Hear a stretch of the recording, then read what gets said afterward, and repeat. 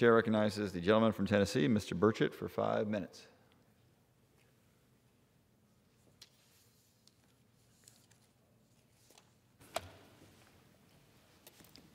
Thank you, Mr. Speaker. I seek unanimous consent to address the House for 5 minutes and to revise and extend my remarks. Without objection. Thank you, Mr. Speaker. State and local governments across the country are caving to woke demands and removing statues of certain United States presidents from their public buildings. Last week, Thomas Jefferson's statue, if you can imagine, Thomas Jefferson's statue was removed from New York City's City Hall. Radical leftists want these statues removed because their goal is to erase every part of our nation's history that doesn't get their stamp of approval. They don't want to see statues of historical figures they don't like. They don't want you to see them either, Mr. Speaker. Governments can decide what they want to display in public buildings, but what happens to the statues of presidents they remove?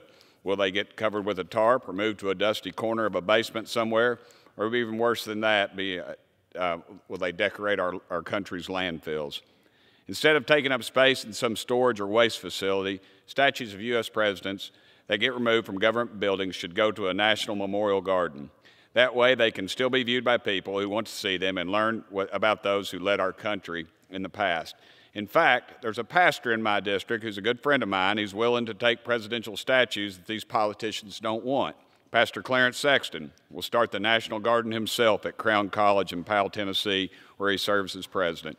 And Mr. Speaker, he has probably one of the best collections of United States memorabilia that I think I've seen outside of the Smithsonian, and has letters and autographs and things from every president since George Washington. The far left can pretend all at once that these figures do not exist, but you cannot cancel history, Mr. Speaker.